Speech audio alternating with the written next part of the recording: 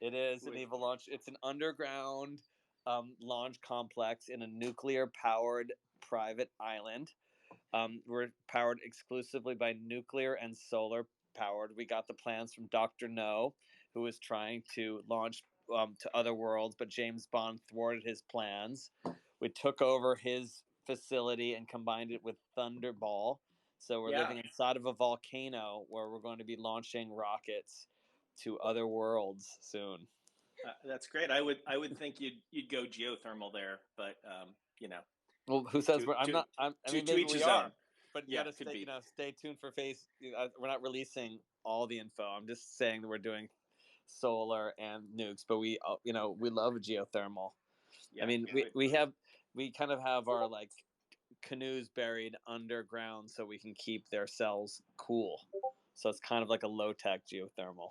Yeah, yeah. Maybe you've got some hopium that you can mine there too. Yeah, definitely. Um, all right. So listen, thanks for joining us here. We'll see how we go here over the next hour. Certainly, all the listeners. Let me have a conversation here with Tom, and then we'll be glad to bring a few folks up on stage, and they can chime in, ask questions, give comments, and stuff like that. That would be great. Cool. Yeah, and so to pick up on another 1970s trope, I guess. Space is the final frontier, as we all know. And you, sir, may be Captain Kirk, I guess, because you've been on kind of a multi-year mission here to explore kind of new ways to bring art to the world, I suppose. Yeah. So obviously, that mission to boldly go has now led you into the NFT space. But probably a lot of people on this call have no idea what we're talking about from a space Yeah. perspective at all. So take us back to the early 2000s and tell us what this intersection between space and art is and how it all got started. Wow. Thanks, Jonas. My name is Tom Sachs, and for those of you just tuning in, I'm here with Charlie Koss and Aram Shah from my team, and together we make up the Rocket Factory. In the early I'm a. If you don't know what we're about, is we make sculpture. World famous artist. We've exhibited in the best art galleries and museums around the world for the past 30 years. And in 2007, we built a space program from scratch and exhibited it in a gallery in Beverly Hills called Gagosian Gallery, which is like a super prestigious place. And we made a lunar module from scratch and a mission control, all full size, and went to the moon. We subsequently done three more missions. We just set up our one in Hamburg, Germany, at Dijksterhallen called Rare Earths, which is a pretty elaborate project. And if you want to learn more, go to Tom Sachs Instagram or just Google it. You can see, or go to iTunes and watch a space program about our Mars mission from 2012. Um, but the sort of we have a real space program, but the important thing to remember is that and our space program is called NASA, but the difference between our space program and the other one that we most of us Americans pay taxes to support is what they do with kerosene and titanium. We use cardboard and duct tape. So we realize all the same details to an extreme degree, but with the resources that are available to us. Um, I don't really call this performance art. We say it's a demonstration of our space program systems, and by taking it that seriously, we develop an authentic degree of extreme detail. Now, I'm not even sure I really am interested in the word art related to any of this, although I think it's understood in the context of the art world. I'm really interested in experiences, and and in that capacity, I think that the sculptures we do are no different from the NFT projects that we do. Like, I don't really care what you call it. It's just a thing, and we're consistent with our rules. We're consistent with the guidelines and promises and ideas that we commit to in the white paper. And if you want to call it art, that's fine. We just commit to the idea. Um, and its extreme degree of execution. That's our reward. Yeah, awesome. You definitely can go far in life with a good roll of duct tape.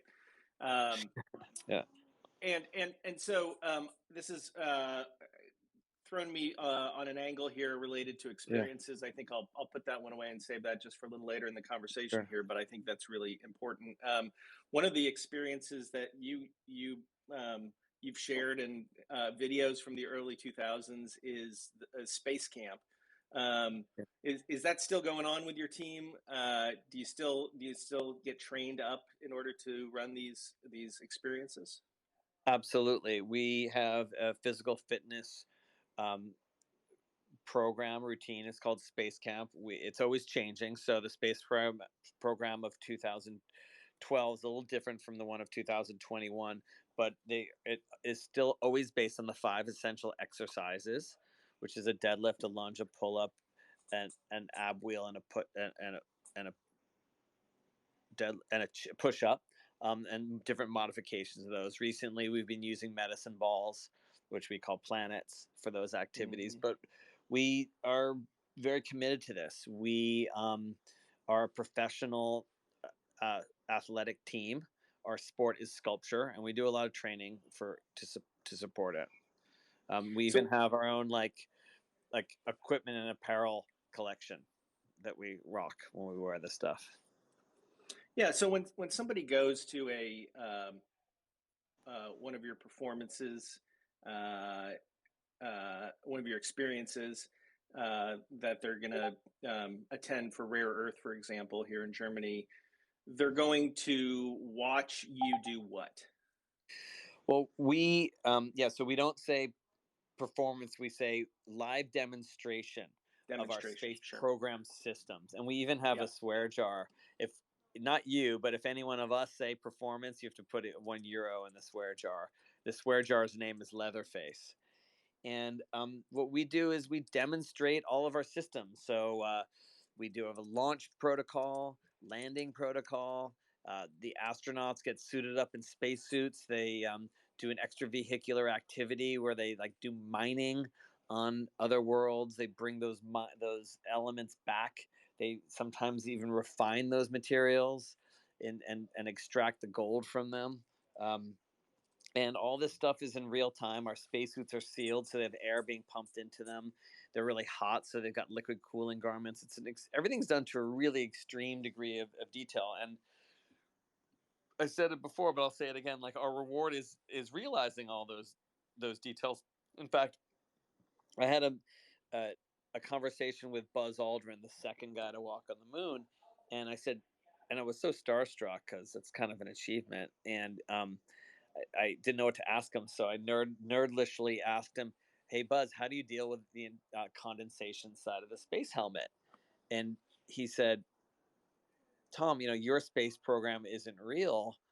Just cut a hole in the back of the helmet, and air can flow freely." And so here I was like arguing with this guy, and it was a little like I don't know if you ever saw the original Ali G when Ali G interviews Buzz Aldrin, and he says, how does it feel to be the second guy on the moon to do the moonwalk after Louis Armstrong? and Right. and it, but I, but in the sense, I think what made Ali G's character so compelling is that it never broke it. He kept it real for him. And anyway, sorry about the tangent, but here I was confronted by this guy who walked on the other moon, and I realized in that moment that my space program, or our space program, is just as real. It's like the martial artist who spends his life training and never fought in a street fight, and one day he was confronted in a dark alley by five assailants, and he knew how to disarm all of them, but instead he ran away because he knew that that was the safest bet and it wouldn't hurt any of them. And on his deathbed, he realized that he was a great martial artist, but he never threw a punch in anger or in violence. And he realized that he had spent his life as a student. And that's the Mm. greatest sort of achievement, because if we could do anything, I mean, as artists, our job is to advertise, is to educate and entertain ourselves, so that we can make better art, and that's what a student does. So how does one translate that into NFTs? Well, with the Rocket Factory, um, we built, and I want to give Charlie and Aram a chance to speak a little bit because it really is the three of us. We built an authentic rocket factory from scratch, where we picked 30 brands that represented who we are as a studio. These are the brands of the studio, um, and we gave the public the opportunity to make rockets of their own choosing, whether that was perfect rockets or Franken rockets. And the goal was to build a structure that allowed enough flexibility for people to express themselves. I mean, what it meant for us in this space was um, a couple of things that are special to our project. One is we won our own marketplace because we felt it was very important to tell the story the way we do. And of course, OpenSea is great and has some virtues that are in some ways better than our marketplace. But we have things in our marketplace that that OpenSea can never compete with. Like, it's our storytelling, and we have our videos, and there's opportunities to view the entire collection there in one picture. So that was really important. And we also um, sort of invented with NFT studios the possibility of combining three NFTs, burning them, and creating one. But I think most meaningfully, the thing that Rocket Factory does is it every time you build a rocket and assemble it and select launch, we build a physical rocket in plywood space. That's, we don't say real space, we say plywood space, and we launch it, and then you have the choice of whether it gets sent to you in a glass vitrine or donated to the museum or put through the shredder. So we're really trying to make sure that that there's real engagement, that this thing is real. And by real, I think uh, crypto space is as real as plywood space. It's just a different kind of real. There was a there was a tweet from O'Shiny the other day that I saw you retweeted, and let me read it. He said, The best. He's the best. yeah, He's the best. he's He's. You guys should all be following O'Shiny. He is the best tweeter. Sorry. yeah. He said the following. He said, "I see so many people focusing on the results of innovation instead of innovation itself. This is like focusing on the Model T as opposed to the production line from where it came, which modernized industry forever. NFTs are a new form of production and distribution, not a JPEG." Mm, yeah. I mean, I love that. Yeah. I mean, I think enough said. I mean, Yeah, that's a great quote. yeah. So like, Shiny is pointing out, and I think which ties to exactly what you said about your space exploration, which is it's a journey, it's an experience. It's not about a physical or even a digital item at the end of the day. Yeah. I mean, I'm very materialistic. I love stuff. I spend a lot of money on materials and equipment, and things flow through me because I'm a maker. My priority is making sculpture, and I love every material. I love gold and I love plywood, and it's sort of everything in between. And I love the materials and tools that it takes to process them, and the evidence that comes from making. But it is really all about the process. Like, I'm extremely materialistic, but I don't really. No one really owns anything. It just kind of passes through you um, on the way to the So junkyard. how did the Rocket Factory acquire kind of the knowledge to build the production line that is, NFT minting, NFT combining and burning, and whatnot? Well, I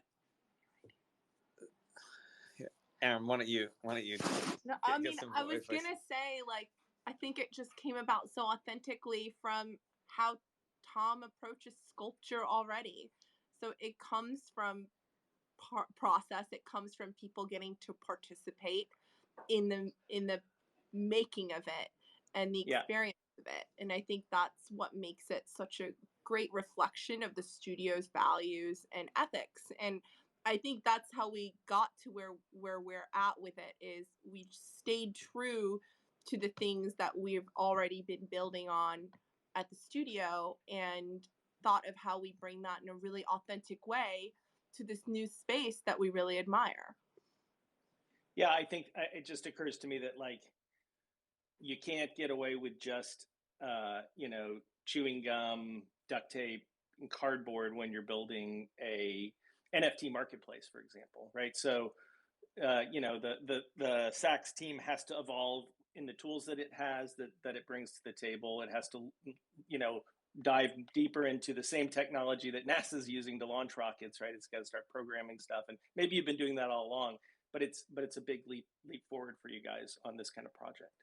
Yeah, and I also, like, just to be clear, over 6 months ago when we started working on this, I was like the 11th hour, um, about to launch a iPad drawing on Foundation, and my buddy Jeff said, who's been a big influence on this project, um, why don't you take a look a little more closely at the attributes of CryptoPunks and how it works? And I really uh, owe him for that moment. And in that, I saw, oh yeah, we can't just post an iPad drawing. Not there's anything wrong with posting an iPad drawing on Foundation. I think it's awesome, and I hope to do that again someday. But it occurred to me that we couldn't just go into this space doing something like that. Like, we had to kind of make a whole marketplace and a whole system, and like contribute. I didn't want to just like cash out or cash in or whatever it's called into this space. I wanted to make a real contribution and move it forward, and that's why those three things: building our own marketplace, it is like a real like channel for the studio, and making all the videos, and doing all the white papers, and the idea of 3-into-1, and making the physical rockets was just as a way of contributing to this awesome community, which I'm so stoked to be part of, and learning all along the way. Um, Everything that we learned, especially from our developers at NFT Studios, who were and continue to be our educators in this space, and learning how to do stuff, like having arguments about how to do things the crypto way is just, it's an education every step of the way. And I'm really excited about phase 2, which I can't speak too much about because you just have to like tune in and see it. But we like are continuing to grow this, and one of the things that I've been learning about this space is how quickly it moves, and people, I could tell by the Discord chats, like, want more action. And like I said in Discord in the AMA last week, and I'll say it again here, we will Paul Masson shall serve no wine before it's time. In other words, we're doing awesome work. I'm really into it, and it simply takes time to do great stuff, and it can only be at this pace. I think if I was a market analyst, I would tell a client like me, yeah, you got to come out with something every 3 days if you want to really keep the attention of the community. But but as far as I'm concerned, that's not as important as simply doing good work and letting it come out when it comes out. Yeah, for sure. We were having that chat on another Discord, which is, don't appreciate your holders, your patrons here, but if you just pay attention to everything they say, you'll never actually get to do something great. Yeah. And this space is moving so quickly. Just swing back around when it's the right time. But let's talk a little bit about the stats on Rocket Factory so far, if that's okay. Yeah. I was looking at the marketplace. I saw that this original collection that you launched was 3,000 total pieces, if I'm not mistaken. And there are 3 different types of pieces. So can you explain what the NFTs are that people have been purchasing? And sure. And yeah. So it's 3,000 pieces, 1,000 nose cones, 1,000 bodies, 1,000 tail assemblies, and you assemble one of each, and you could and those parts are in 30 different brands like Budweiser and Chanel and Apple and Yoda and Coke and Trojan and Snickers and Lisa Simpson and Brian Griffin and a bunch of others. and you can assemble 3 of a kind, like a perfect rocket, like 3 Campbell soups, or you could have a Franken, where you'd have like a Chanel nose cone or a sweet and low body and a I'm trying to do one that I haven't said yet, a Budweiser tail assembly. So either are valid, and you decide. And then once it's been assembled, a name is assigned to it by the studio, and so each one has its own name. And then you have a choice, like I said before, to launch and how you want the recovered rocket to be dealt with. And only when you launch is a physical rocket created. Up until then, it's the digital rocket that you assembled. And I would also say for the 3,000 parts, the 30 brands are on like a varying scale of rarity, from one of ones all the way to like more common brands. But I think what's really interesting about this project is, yeah, we've got that rarity in place for these 3,000 components when they come out, but the ways in which the rockets are being combined and created, it's like the community, the component holders kind of are creating like what the rarity of this project would look like. We thought everyone would be only about perfect rockets, but Franken rockets are so cool. Like, and they're even more rare, really, if you think about it, because they're one of a kind. Potentially, yeah, depending on the combination you end up landing with.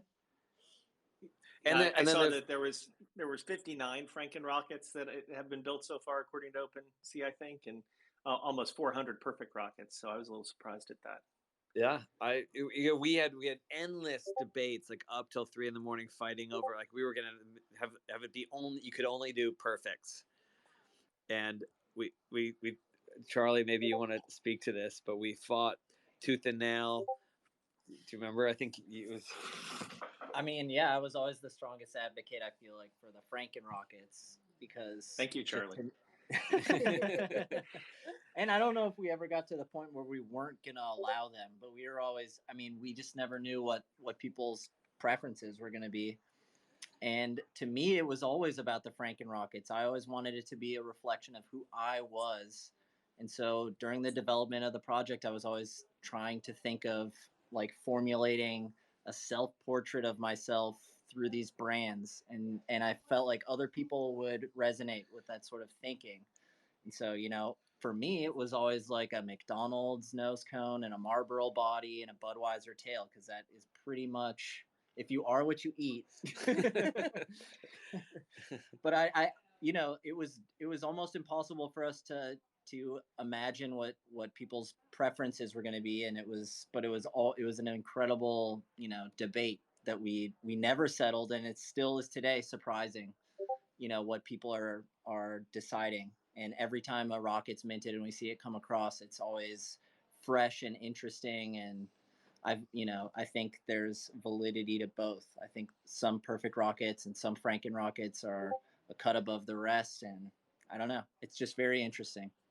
Yeah. So yeah, go ahead. One other component I would just be amiss to leave it out would be the stickers. So there are 100 stickers with varying scale of rarity that are assigned to certain components. Out of the 3,000 components, 100 of them have stickers.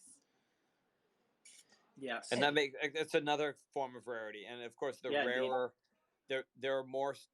There are the more common parts have more stickers, and the more rare parts have fewer stickers. So it's like an inverse curve.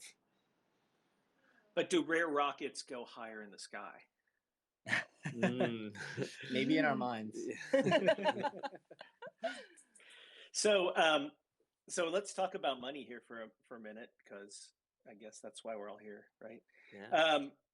No, that's not why we're all here. Sorry, but can you bleep that out, please, editor? Thank you. Some of us are here. Some of us are here for that money, and we respect those people. All right, so we're not here for the art either. But 10,000 10,600 ETH is what has transacted on the secondary market in people buying and flipping and selling these 3,000 pieces or whole rockets or whatever. That's what, like, well, yesterday that was $32 million worth of transaction volume, and I guess that's significantly less today. And you guys are charging 10% royalties on every one of those flips, so that's actually some cheddar there to keep the rocket factory in business, I guess. How does it feel to have your art treated as currency? No offense to Damien Hirst on that. Yeah. Well, I gotta say, in the case of this project, I love it because it means that people are involved and engaged. I remember when I'm used to having my art bought and sold. I've been making art professionally for over 30 years, and a lot of the things that I've made that have sold have wound up at auction, where I've never received any percentage whatsoever of their resale.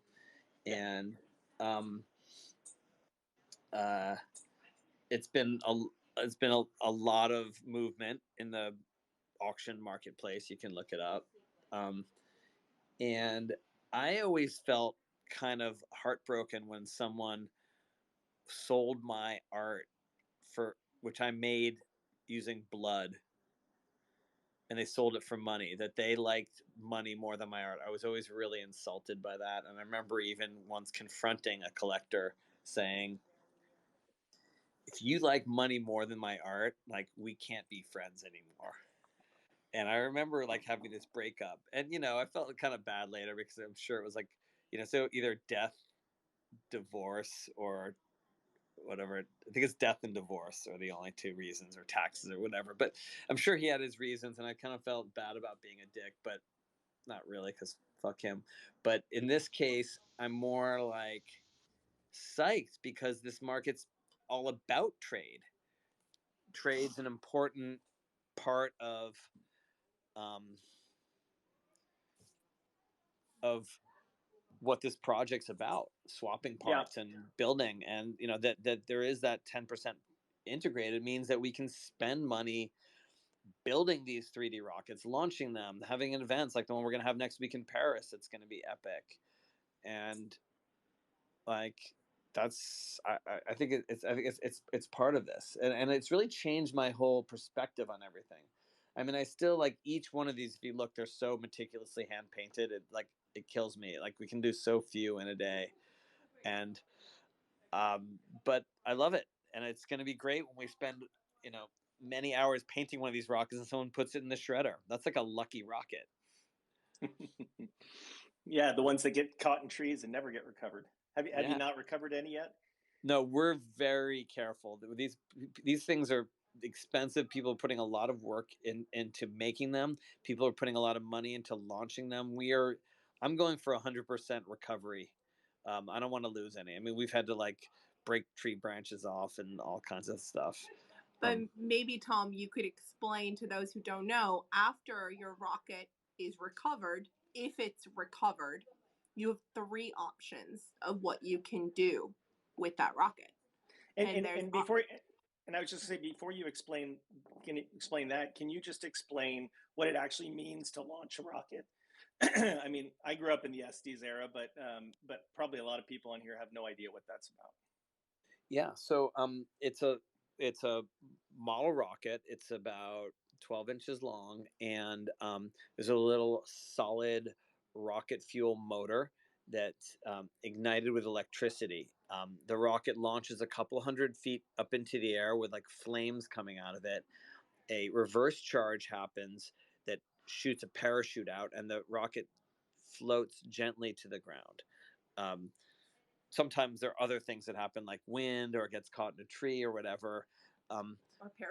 Or parachute doesn't deploy. Like, things go wrong. But this is a thing that we studied in science. It's physics. It's rocketry, and we use A rockets, but they go all the way to B's and C's and D's and E's and F's, and there's this rocket scale that goes all the way and connects seamlessly to intercontinental ballistic missiles.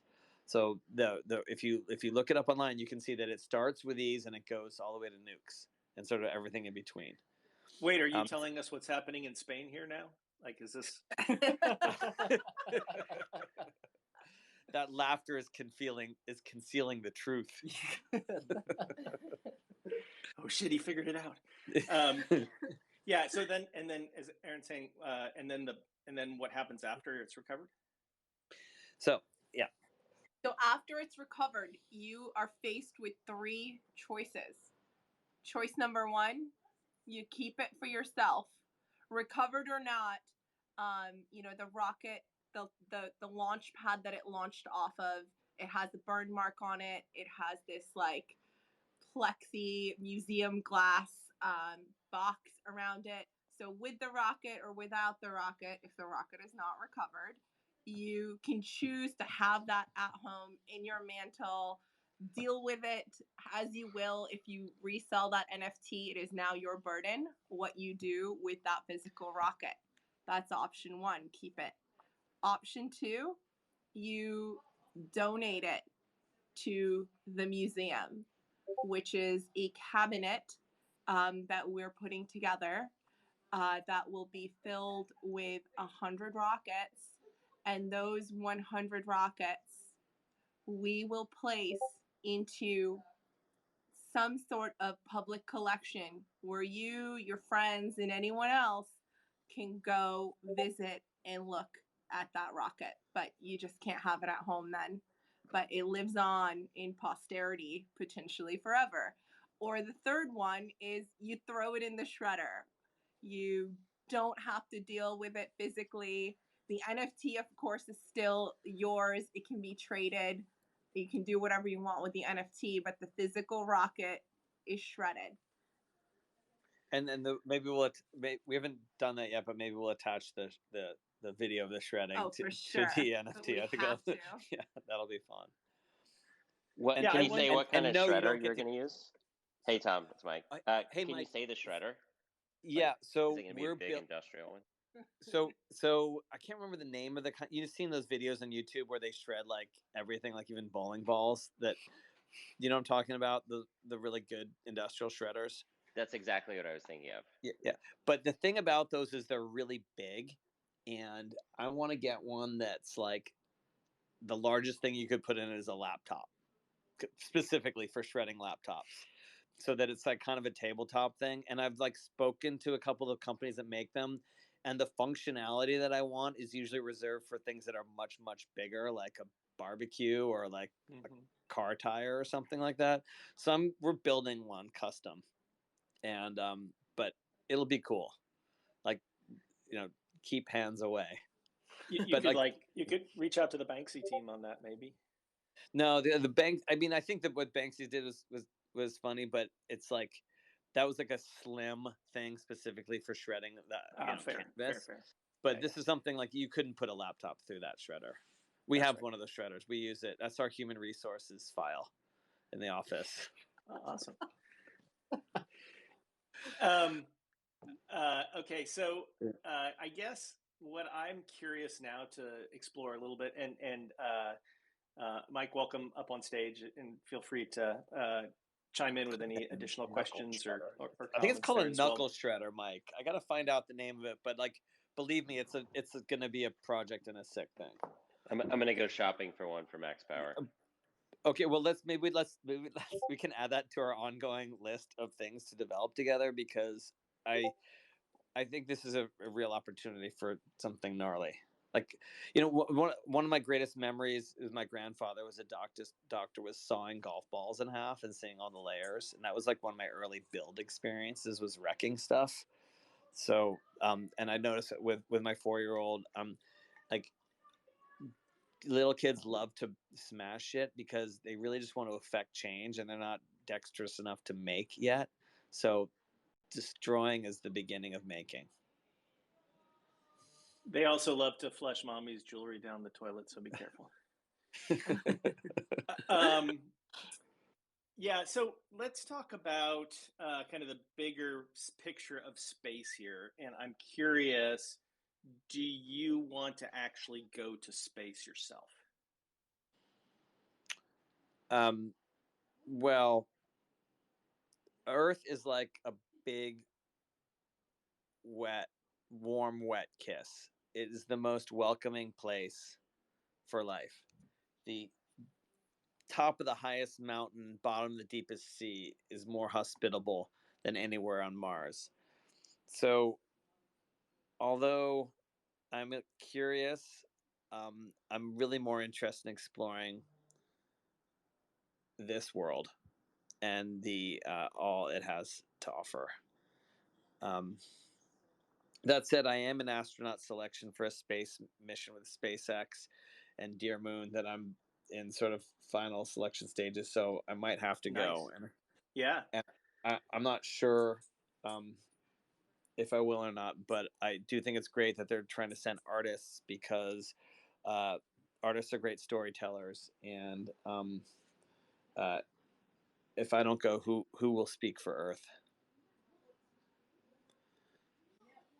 Yeah, that's awesome. I saw your Dear Moon submission there that you had on your website. I was really excited about that. I think the Inspiration 4 mission that just completed last week, should give us all a lot of confidence in what SpaceX is doing there. It's pretty amazing. I hope so. I just hope that they get it together and realize that we're doing this to save Earth, not just to indulge in not just to leave. Not to we don't go to other worlds because we fucked up this one or are looking for a new home. We go so we can better understand the resources here on Earth. Yeah, for sure.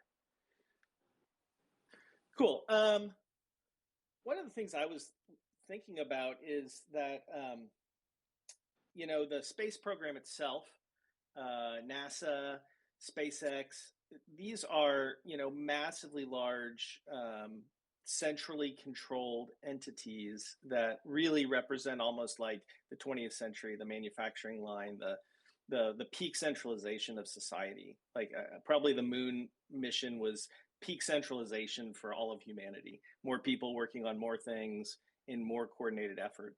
And then when I enjoy my time here in crypto, it's all about decentralization, right? It's about having a small team of a few people who can outcompete a large investment bank, for example, or a small group of artists can sell 10,000 pieces for $50 million, and whatnot. And so I'm wondering, do you have any perspective on where we're going, kind of as society here, where we've come from the 20th century and we grew up on mass centralization, but now we're trying to decentralize things, and how do you think that's going to affect us as humans here and our opportunities, if you have an opinion? Yeah, I mean, I think that's why I'm in this space because I believe in decentralization. I mean, fuck Deutsche Bank, really. Let's like take this back and make it for us. Let's us control it. And I think the best way that I can contribute is by doing my art in this space and making it that more people are engaged, that my constituency, the people that are interested in Tom Sachs's studio, are engaged in this space, and we are bringing art world people into this space, and that is like one little step. I think that's all we can do. If we believe in this space, let's just do projects within it, and then it will grow and it will become real, and we'll have decentralized banking. Yeah, yeah, and the notion of objects, non-fungible objects being treated as the premium currency of the realm is that's a real throwback to kind of our agrarian days, when all we did was trade stuff and we didn't have a currency that was minted by the king or whatever. And I think it's really where we're headed as well. I think it's going to be really interesting. I do too. I mean, I think it's really weird that art of all things is leading it. That's like boggling to me, but whatever. That's the situation we're in. So let's run with it. I mean, this is the area that we're really good at art, and so I just view this as another medium like ceramic or oil paint or steel or NFTs. Yeah, and going back to what you said at the very beginning, where you said that you're really interested in experiences, right? I feel like as we move more and more into the digital world, we care less and less about the physical things that we own. I'm looking at a wall full of books that I've collected over the years here, and I haven't pulled any of them off the shelves in quite a while. I'll read on my Kindle maybe, but there they sit. And I think that, thinking about kind of virtual reality and augmented reality goggles that are coming and all this stuff, like we're going to really, over the next couple decades, going to move to a world where it is almost all going to be about digital things and experiencing those digital things. And that's where all the value is going to accrue. Yeah, I mean, I think it's really interesting. The people that I've met in the past few years who are more and more engaged in crypto space and digital space are like really non-materialistic. I mean, I was kind of surprised at how many people are donating rockets or opting to have them shredded versus acquiring the physical. And I'm really impressed because they just want things. And I remember once I was like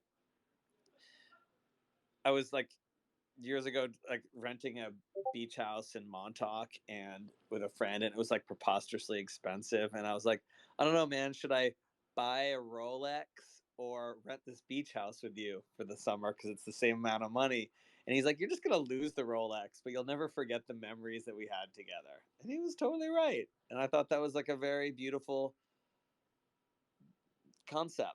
And I mean, like, stuff. I mean, that's why I wear a Casio DW5600 forever. But yeah, experiences are everything. Yeah, cool. So let's let some folks experience the conversation here. Yeah. If anybody would like to join us up on stage and ask some questions or make some comments, we'll welcome you for the next 15 minutes or so. Mike, anything you want to share in the interim here? I'm going to invite a few people up. Two quick questions, Tom. You can take one or both. So first, I'm sure a lot of people like me really want to get a rocket in the museum cabinet. Are there only 100 slots and that's it? Or what if 120 people want to do that? How are you thinking about it? And second, Miami Vice is like the one brand that was super cool, but like wasn't like is consistent with things you've done before. I'm wondering if you could talk about that. Yeah. Well, two things. So with a rocket cabinet, I want to do. We haven't kind of totally decided yet. Like, I think let's see what happens at the end of 100 cabinets. I could see doing other cabinets that were smaller, but we just want to make sure that we're consistent with the promises that we've made to our white paper. If we feel that we can do another one and be consistent, like, it's a legal document, so I want to keep integrity with that, but I could see doing other cabinets. Aram, you and I were discussing this, so like stay tuned for that. I would like to do other. Let's see what happens. Let's fill this cabinet first. Yeah, let's fill this cabinet. And I think, we're always listening to the community, and to be it in the form of our Twitter or our Discord. And if the community largely wants to see these things in a public arena, maybe yours doesn't end up in the same collection as the first 100, but we're definitely exploring ways in which we feel like the community would benefit and be open to. That if more people are interested in keeping these things in public collections, that we figure out how to do that. Sweet. Go ahead. But I want to. Okay, so if we're good on that, and like stay tuned, because there's stuff we want this project to keep rolling, and not just with phase 2 and 3, but with the physical stuff. Because again, I draw no distinction between things that are in plywood space or in virtual space or in the metaverse, or whatever. I think they're both real. They're just different kinds of real. Miami Vice is a very important brand to the studio for so many reasons. I'll just name a few. It was the first TV show that was broadcast in stereo, and had cool music, and it was like a super innovative show where it was the first time that the good guys had silver guns in the entire history of cinema and TV. Always the bad guys have silver guns and the good guys had black guns. And Sonny Crockett had a Bren 10, which is a super weird 10 millimeter gun, and drove a Ferrari a white Ferrari Testarossa Monoposto, which is like super rare, exotic, with like cocaine white exterior, beige interior, and they were. I think I said, did I say already that they wore Armani suits? And what was it? Who was it? Mike Mann? Was it Michael Mann or some incredible DP did that? Charlie, it's like it's just like it was just the coolest show. So but the real reason we used Miami Vice was because of the colors of the logo. And we spent months figuring out, making sure that everything looked good with everything else, that there was no bad combination. And that logo is just like the best. Perfect. Okay, but I just want to know, who is Purple's brand ambassador, because whoever that is, that guy really figured out how to get into your shop there. Right. Yeah, purple is like the king of colors, and it's the color of kings, I should say, and it's very hard to do it right. And it's forbidden. It's forbidden in the studio, not because there's anything wrong with purple, but it's so hard to get it right that I don't want anyone fucking around with purple. It's like really only for the Lakers and for like the Kings of New Orleans. And you know who else it's for? It's also for crypto punks that have purple hats, including Veg Surfer, who's up here on stage with us, who has a question for you. Cool. All right. Oh yeah, thank you for that beautiful segue. Yeah, and Tom, I came to your launch event. That was very, very cool. Oh, awesome. In my opinion, it was like the most ambitious sort of real world NFT event. So that was very cool. Stay tuned for more. Meet us in Paris for part 2. Oh, cool. So when it first came out, there was, people were minting, and there was some concern of like, well, if these brands haven't signed on, this could be a rug. We could get, copyright stuff. But then I think OpenSea like said they were investigating it, and then they didn't take it down. So that led a lot of us to believe that you sort of had partnerships with all these brands. Can you talk about that, like how you went about doing that, and was that easy, or was that a hard sell on a lot of these brands? Yeah, so I've been making work with brands for 30 years. So in legal terms, it's called parody.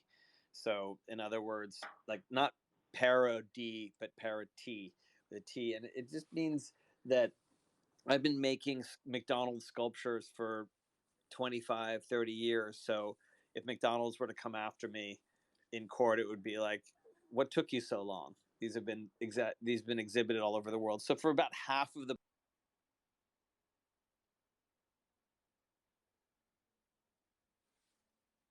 Did we lose Tom?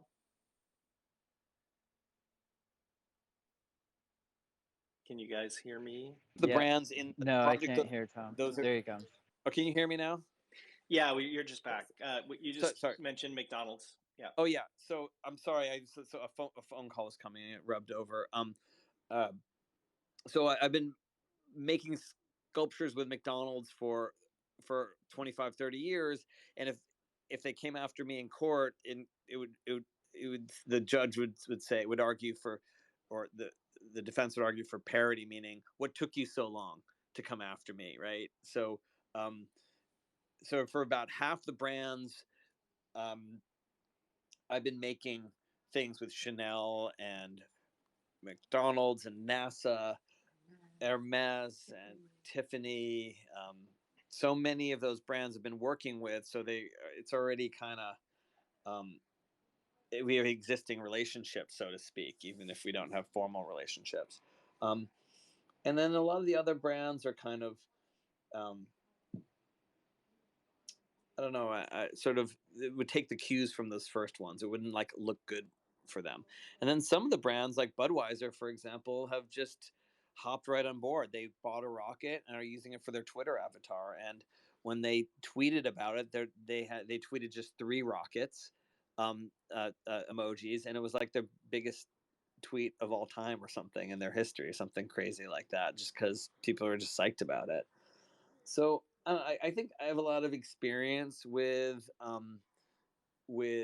intellectual property and sort of bend the limits of the rules and the law and perception. That's kind of the area of expertise that the studio maybe leads in globally. I think there have been a lot of sort of trends in fashion and consumerism that have been derived from some of the things that we've developed years ago. So it's like, I would say that it's pretty consistent with the way we've been working for a while. Sweet. And maybe unlike other artists who use brands, we're particularly equipped to deal with the conflicts and ideas that arise, and we're always really careful to use all the brands we do with respect to them. Yeah, and I think that's why it was so great that, like Tom said, Budweiser heard about us and came to us instead of us having gone to them. And I mean, the classic Budweiser can is just the only beer can Tom's just allowed in the studio for 30 years. So it all comes from a really authentic place. And I think that, Tom is able to back it up. He's been doing it long enough. And so Cup of Noodles, for example, like there were like 10,000 Cup of Noodles in our exhibition in Hamburg. They just gave us 10,000 cup noodles, and that's just like set up there as like a wall. So we're always messing with brands, and generally, they're into it. Cool. And then one more just like logistical question, just because I can't wrap my head around it. So if you have a rocket, a perfect rocket or a Franken rocket, and you want to donate it to that 100 thing, do you have to burn the NFT or do you always keep the NFT? No, they're we really tried to bond them together where I really wanted that to be the case, but in the end it was too complicated to force people to track a physical object. So in a sense, as much as conceptually they're linked, they're physically not. So if you sell your NFT, the rocket goes to the first person who launches it. And if you decide to donate it or have it shredded, it doesn't change the ownership of the NFT. The NFT can still be traded endlessly. We don't force you to pick. Yeah. You're not going to do something like Damien Hirst forces. No, I mean, I think that's an interesting project but that project's really only about that choice. I mean, that's the one choice you have. I guess the third choice is you could buy two. You could have one of each or something. But for sure. Yeah. Yeah, cool. Okay, so Sharon has joined us on stage. Sharon, do you have a question? Sharon is on mute at the moment. Yeah. If anybody else would like to chime in, have a question or whatnot, just go ahead and request to speak, and I'll bring you up on stage. Only got a couple minutes left. Sharon, last call. Nope. All right, and Mike, you've been around this project for a while, and you're a member in Flamingo along with myself. Kind of what's been your impression of it from the collector's view? We collect a lot of NFTs. Where does the Rocket Factory fall into that? Well, I mean, I think it's one of the cooler projects. I think first, like that you can actually do something with it, and the attachment to the physical. Like obviously there are others. I think this is the coolest physical thing so far to be attached to an NFT, and it's also just a lot more fun than a lot of things. So everyone I've talked to is either kind of jealous or FOMO that they didn't get them on day one, or talking about what to do with them. So I think it's been a lot of fun and super cool. Yeah, well, for those of you who are jealous, you can still pick up a Brian body or a Trojan tail assembly for 2.99 ETH on OpenSea today. So get to it. Yeah, get involved because phase 2 is coming, and you're going to need to have a rocket if you want to participate. There you go. Oh man, there goes the market. Cool. Jack Laz has joined us on stage. Jack, you got a question? Hey, how's it going? Thank you so much for having me. Just a quick question for Tom. My apologies if you answered this previously, but as you kind of look out at the NFT ecosystem and landscape, what are some cool projects that you personally like or find interesting? Oh, that has not been asked, but that's a great question, Jack. Ape to ape, I would say that I love apes. My ape's the best ape because he is Pablo Picasso.